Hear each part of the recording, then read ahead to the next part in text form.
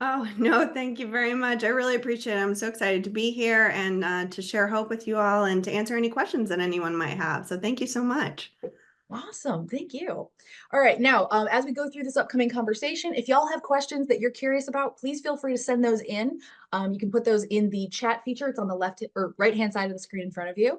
And we're happy to ask any questions that you'd like. So please feel free to chime in with your questions. All right. So first things first, Erin, could you tell us a little bit more about Hope for the Warriors and the mission? Absolutely. So Hope is a national nonprofit that supports the entire military family. We were founded by military spouses in North Carolina in 2006. We're a solution-driven organization meeting the unique needs of our post 9/11 community. So where we started at the bedside of the wounded, injured, and ill, today we focus on financial, physical, and emotional wellness of service members, veterans, and their families. It's wonderful, and it's also, something that is sadly enough is a need, and is, a gap that needs to be filled. We need to support our veterans. Yes. Um, could you tell us some of the key programs that Hope for the Warriors offers? Because obviously it can be, if you're not within within the military lifestyle, it can be kind of confusing as to how you're trying to support both active duty service members as well as veterans who are trying to transition into civilian life. What does that support look like? Yeah, sure. Well, so I want to talk about maybe four key programs today um, that really do focus on that transition from active duty status to civilian, or maybe perhaps a second career path after you've already started your civilian career. You maybe need a new journey. So I'm going to talk about four key areas, and we're going to start with Warriors Compass. Warriors Compass supports the employment and education goals of our service members, our veterans, and our military spouses. So we'll talk a little bit about that too. But our Warriors Compass staff are certified career coaches, and their goal is really to transform the obstacles that you may face into opportunities, right? And create a path to success. So they provide job search support, offering guidance in finding the right employment opportunity, resume support. We all need a little help with our resumes, right? Getting it ready and tailoring it really. And that's especially important for our military community, tailoring it to the job that you want. Career resources, how to access job boards, networking, industry events, right? Getting back out there and talking about who you are and what you're capable of doing and what you want to do in that next career. We work on interview support. So focus on improving your communication, your interview techniques, right? And then mentorship. It's really important, offering some career guidance along the way, walking alongside you, and career mapping. So aligning your skills and your experiences to the opportunities that you want. And of course, these services often overlap. They're not working in a silo, right? We're working on all of these things usually simultaneously. And of course, we want to tailor them to your unique needs. Another thing that we offer is what we call transition critical support. So this is addressing the financial strain that you might face during a transition from active duty status to veteran status, or potentially if there's a financial strain from one civilian job to another.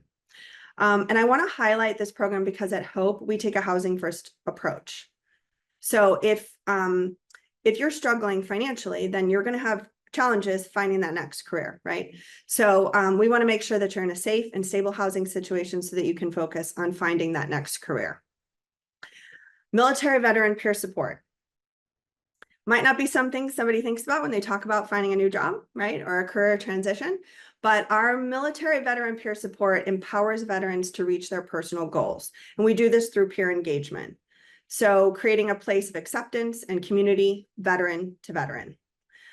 We provide customized support and guidance with our peer mentors. Our veterans gain knowledge, resources, and essential skills that are vital to navigating the adjustments to civilian life. And then finally, clinical support services. So mental health is a key component to everything that we offer at Hope. Everybody who connects to services is screened for a risk of suicide. Mental health is so important to our overall well-being, and our clinical team is ready to address the mental health needs of our community, and it begins with the screening for risk for suicide. That's both amazing and heartbreaking that it has to start there, but I think we all know why. There needs to be that support, and you're absolutely right that mental health is such a massive underpinning. It's a foundation for so much else. And I love how you specified that these programs do not work in a silo. They don't, because it's impossible, right? Like you're saying, if you're having trouble, financial trouble in your life, it will be harder to find a job. These things bleed over all of the time. That's So I right. think They're that's really, interconnected. yeah, absolutely. The buddy Mhm. thing honestly sounds amazing, because I think that was my husband was just exiting the military when we got together, and so it's something that I have a limited view of, but I have seen how he handled it, and then how some of his friends handled it as they left. And I think Yeah, that's one of the things that a lot of civilians don't understand, because we it's not the same situation. Like, you're talking about moving from job to job, they're talking about is moving from a lifestyle to a yes, job. agreed. And Word lifestyle came to mind as you were saying that. Yes. yeah. Well, because you're signing a contract, like, to be there for all the time for the next, 6, 7, 12, whatever years you're signing. And so I think it's very difficult for a lot of civilians, I think, to understand the need for this, because we go from job to job and you make new friends or you don't or whatever. But this is so far outside of that it's like, no, you need somebody to like be able to look at and be like, this is bonkers, right? Was this hard for you too? This was hard for me. Right. So You yeah, I need love. someone to relate to, right? Who understands. Oh, of course.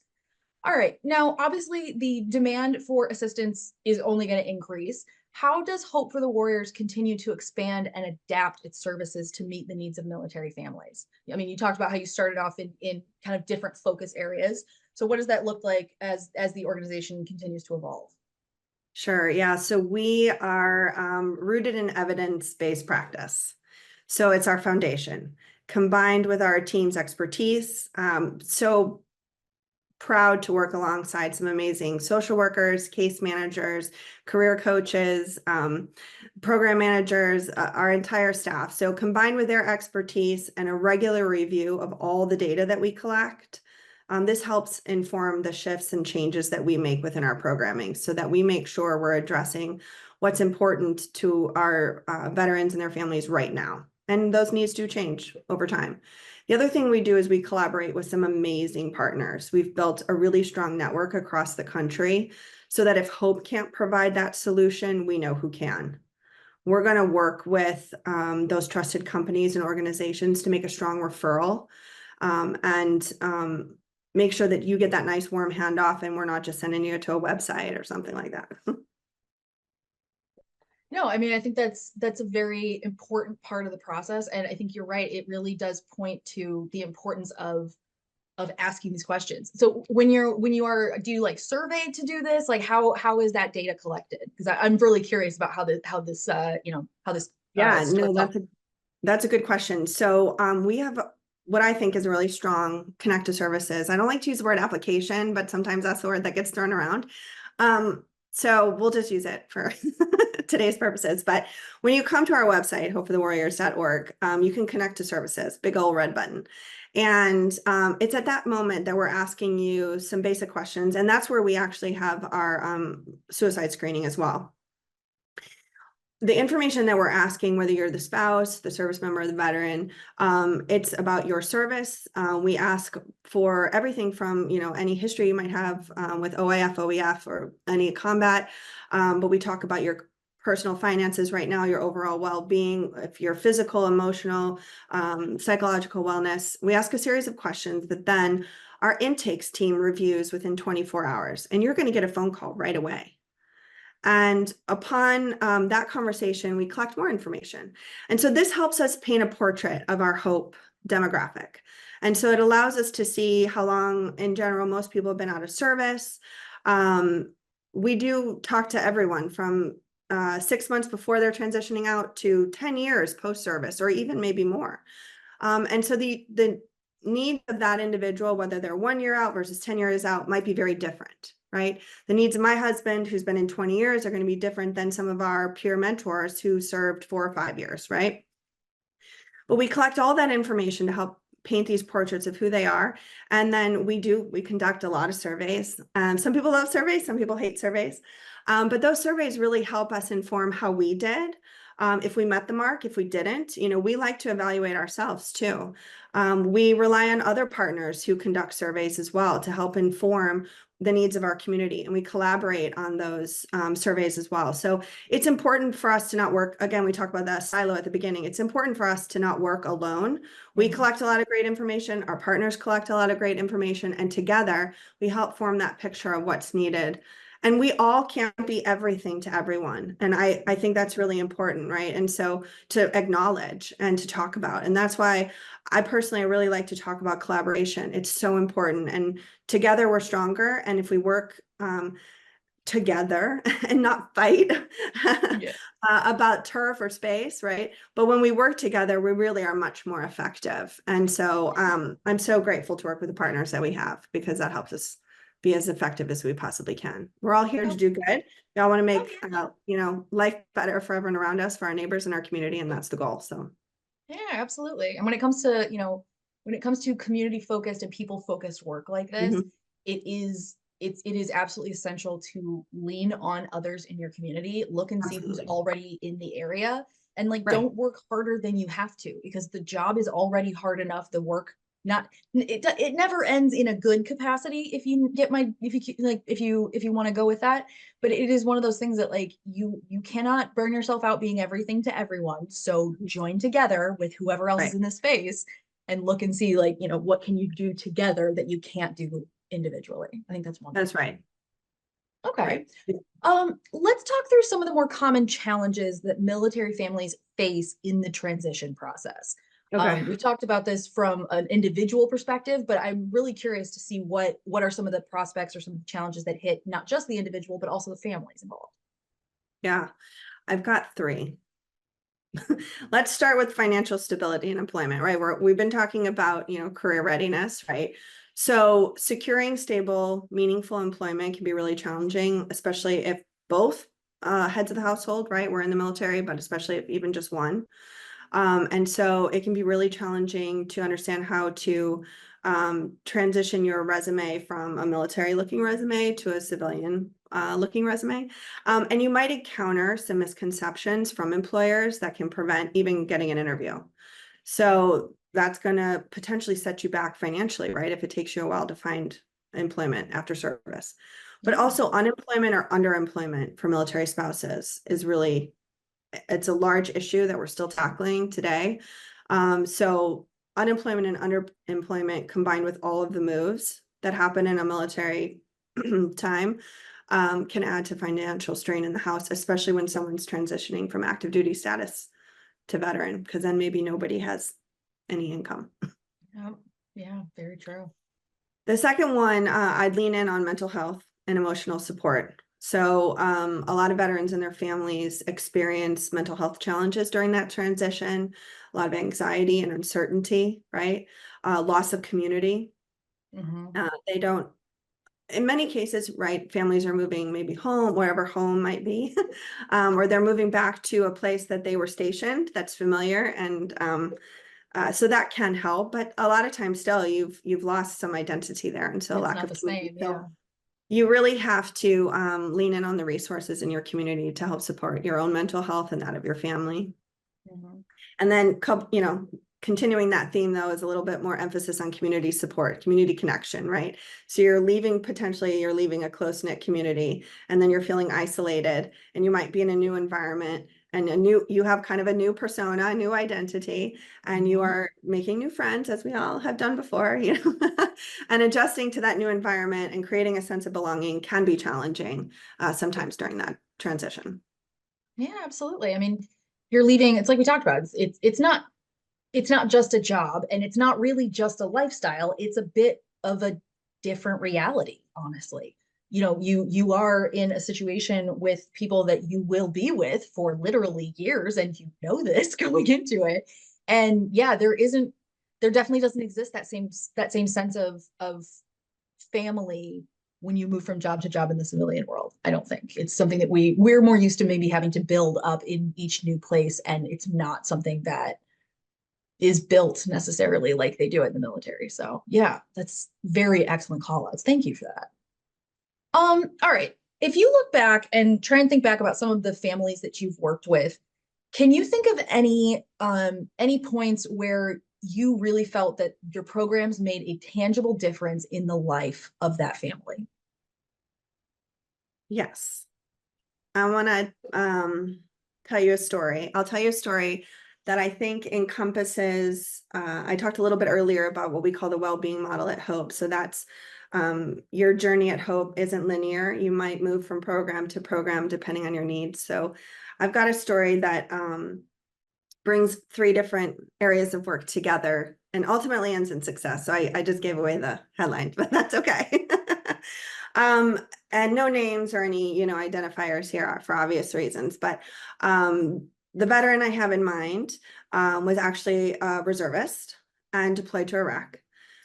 Came home after the military, went back to his civilian life, was ready to go, ready for the next phase of his life. And unfortunately, unforeseen circumstances, he found himself in a situation where he couldn't pay his rent. He was facing eviction, was struggling to find a job as well. Even though he had strong military career, he faced some challenges navigating the complexities of his civilian life. For example, he did not have a rating with the VA. He did not have mental health supports that he needed because he didn't have that diagnosis or rating, so they weren't provided to him right away, and he didn't know how to find them. Yeah. So he got connected to Hope, and we started by helping him understand how to find the resources that he needed and to help him build confidence and trust so that he could move forward with some employment challenges that he had as well, right? And obviously his housing situation. So our clinical support services team helped him connect to services that he needed from a mental health aspect, right? Then we brought in some of our critical needs staff. So I told you we have social workers on staff. So we have our clinical team, but we also have social workers on staff who can help you with your financial stability. So that was the next phase, right? He's facing eviction. We've got to get him in a stable housing environment. I mentioned that earlier too. We take that housing first approach. So we got him up to speed on his rent so that he had a stable housing situation, and we provided him some money for food. He was also food insecure at the time. So we helped him with that, right? So we're talking about Maslow's hierarchy of needs here, right? We're going to get the basics handled first so that you can focus on what's next.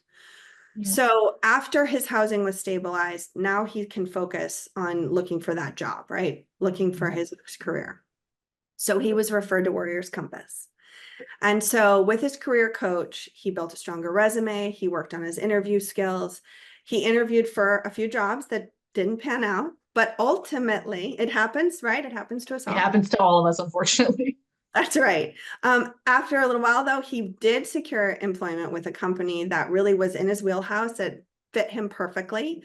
And he was able to start that career journey and move forward with financial stability on his own, right? So I like this story, one, because it encompasses hope and how you might move through different programs and services, but also because it's about more than a job, right? We're talking about confidence. We're talking about sense of purpose. And that's so important to all of us, right? So I like that story for that reason. We're able to, address those immediate needs, move him forward to long-term employability, and then that fosters resiliency, right? And self-sufficiency. So that's why I like that story. I love the focus that you put in telling that on the confidence, because I feel like if you don't have to be within the military realm or sphere to understand that these issues impact everybody. But right. I think you do have to have an understanding of, generally speaking, the military mindset to understand why that can be such a dangerous tipping point for someone coming out of and trying to transition from military life into civilian life, because you are at a very delicate point, and we talked about this a couple sessions ago about how you're moving from a setting where you have been trained and helped along every step of the way of like, this is what we need you to do. So these are the skills you're going to learn, and you'll go here to learn them. And then if you don't learn them well, then you'll go here. There's like a plan kind of laid out in front of you. Right. And I love both the focus on confidence and trust, because once you're leaving that framework behind, whether it's happily or unhappily, you are moving into something completely unknown, and you are now in a situation where, depending on what your skills were, with the stroke of a pen, those skills are no longer valid or valuable in the setting that you are now in. That's huge. Mhm. That is a shift that would knock anyone off their feet. And Right. so I think it's really important that, you know, like you said, having a home focused approach first, a housing focused approach, and then Right. coming at it from a mental health aspect of, okay, where are you mentally right now? Mhm. Because I mean that confidence alone that can absolutely torpedo your job search. And I've been there. It is awful. So I Right. love that this is part of the focus, that, you know, it's not I love this so much. Um okay, how can the broader community support military families both during and after service? This is something that I think people, the idea of helping the military community is something that I think a lot of people are behind, and they do want to do, but I think that the mechanics of how best to do that are not very well understood within the civilian sector. So from your perspective, what do you think the broader community could do to support military families during and after service? So the first thing that comes to mind actually right now is food insecurity. There are a lot of articles out there, these, happening, right? Okay. About food insecurity in the military. Veteran families are food insecure, even working age, veteran families. Feeding America will tell you it's 1 in 7. Mhm. And then for our active duty population, studies tell us that it's, roughly 25%. So at Hope, we actually have a really robust volunteer program that is working on addressing food insecurity. We also partner with our social workers and our critical needs program at Hope. So I would say if people are looking for an opportunity, and I know everybody loves that kind of hands-on tangible approach, we love when people want to partner with us. And we'll put together some some volunteer activations and provide food and other essential items to our active duty and veteran populations. We are hosting one next week. We had one last week. We did one yesterday. And these are just great ways too for the civilian community to connect to their military neighbors. Um, people don't use the term as much anymore, but I've over the years have heard, the military is a very, very gated community, right? Right. So we ourselves are a little bit closed off. So on the flip side, I tell, my military counterparts to get out there and get involved with your civilian community and volunteer. So it goes both ways. Don't bite, I Um, promise. but if people are looking for a way to help, that would be one area that I would focus on right now. Food insecurity is not a new problem, unfortunately, but it is very front and center. Yeah. The other thing is, and again, because we're talking about employment, to those employers, making sure that when they say they're veteran or spouse friendly, to make sure that you understand what that means. And so just like we put some ownership on our active duty service members transitioning, right? Make sure that you understand what that resume needs to look like for the civilian employer.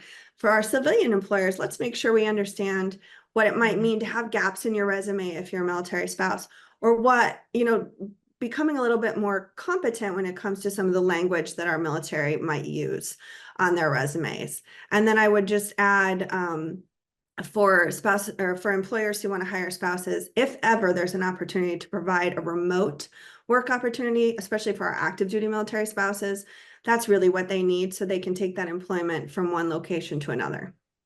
Yeah, I remember the first one of these veteran and MILSPO focused summits that I worked was, I think 3 years ago, 4 years ago, I want to say.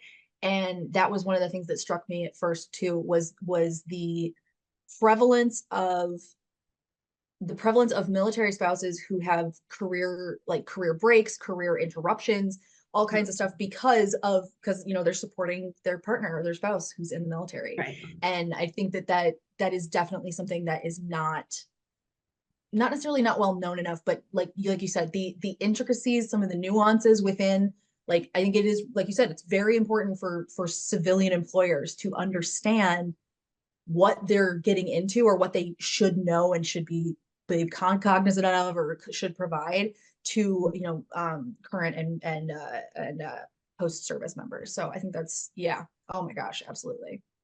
Now when it comes to partnerships, are there any that have really stuck out in your mind of like, oh yeah, this was a really successful one, or a partnership that maybe people wouldn't automatically suspect or expect, like, oh yeah, that group would help out with this cause? Are you asking if I can think of a partner we work with that maybe someone might be surprised? Yes. Oh, that's a good question. Well, I think